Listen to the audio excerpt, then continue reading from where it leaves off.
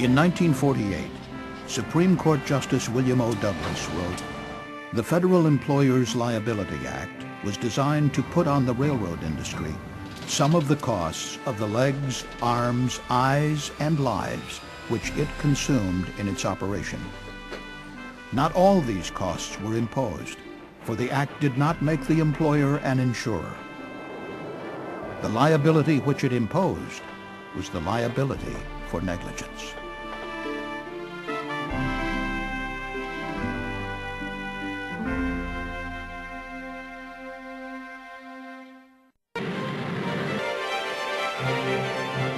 In the late 19th and early 20th centuries, the railroads changed the nation.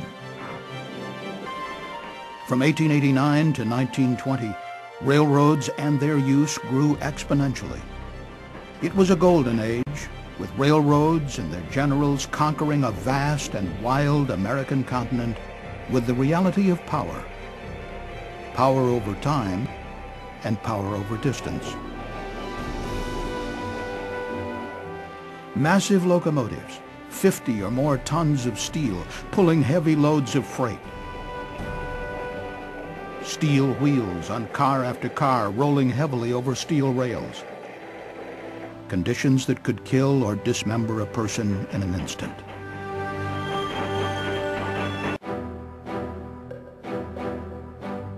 In 1906, Congressman Henry Flood of Virginia exposed the high rates of injury and death of rail workers as he called for legislation to protect rail workers and their families. In 1907, the statistics show that there were over 83,000 injuries. There were 4,500 deaths to railroad workers, and there were over 3,000 train accidents in that year. And the life expectancy of an operating employee at that time, from the date that the employee started work, was only 7 years. Couple the horrendous statistical data plus the outrageous conduct of the carrier, Congress saw fit to take care of the problem. The result was FELA, the Federal Employers' Liability Act of 1908, a visionary piece of legislation passed by Congress to prevent the injured railroad worker from being crushed by the giant legal machine of the corporate railroad industry. Today, FELA is just as important to rail workers as it was 100 years ago. The truth is, the hazardous elements of railroading have changed very little since 1908. They've just become bigger, heavier, and faster. Railroading is still a highly hazardous occupation. When something goes wrong, people are injured, people die. That's a truth that has remained unchanged. Even now, 100 years later, every year 1 out of every 10 railroad workers is injured on the job. 1 in 10 every year. What is it about FELA that makes it so important? In spite of attempts to replace the FELA with some system of workers' compensation, Congress has wisely refused to alter the act. When they compare it with the workmen's compensation laws, they see very clearly that workmen's compensation is totally inadequate in providing for reasonable recovery for someone who is injured and the loss to the employee. Secondly, workmen's compensation is more litigious than the FELA. Over 50% of the workmen's compensation claims are handled to a trial, not resolved, as compared with only 2% of the FELA cases go to a trial.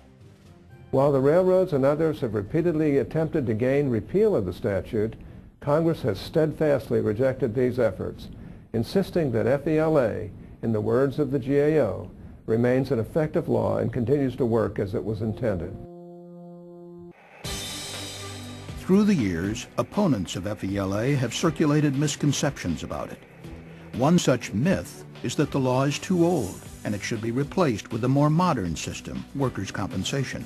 In reality, workers' comp is virtually just as old, having begun just 3 years after FELA. Another myth is that FELA cases require hiring a lawyer, while workers' comp doesn't. The reality is that 3 of every 4 FELA claimants resolve their case without an attorney, while in many states, workers' comp claimants hire attorneys 50% of the time.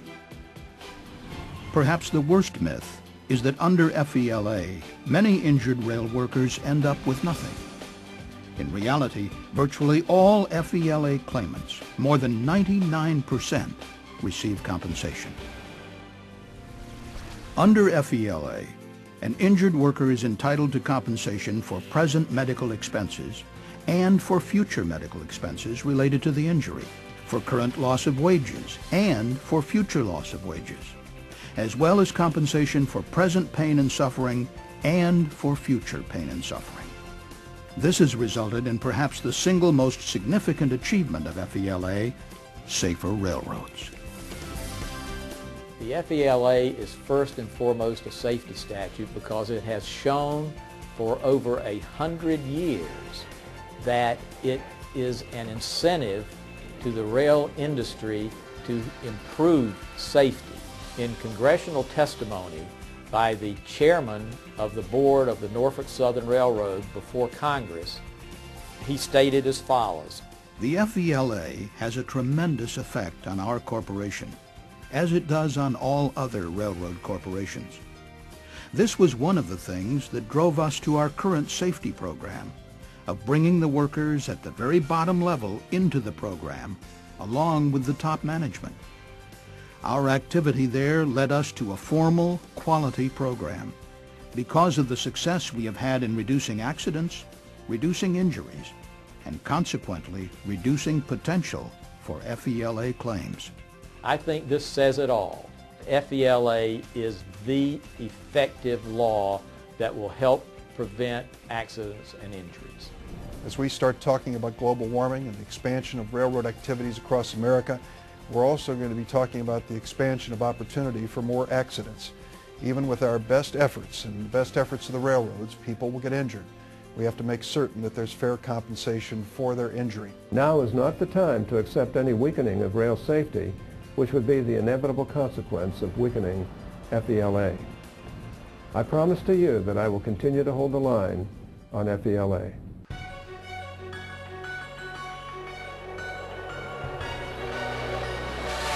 Today, FELA remains as relevant as ever. As Supreme Court Justice Ruth Bader Ginsburg said, "The cost of human injury, an inescapable expense of railroading, must be borne by someone, and the FELA seeks to adjust that expense equitably between the worker and the carrier."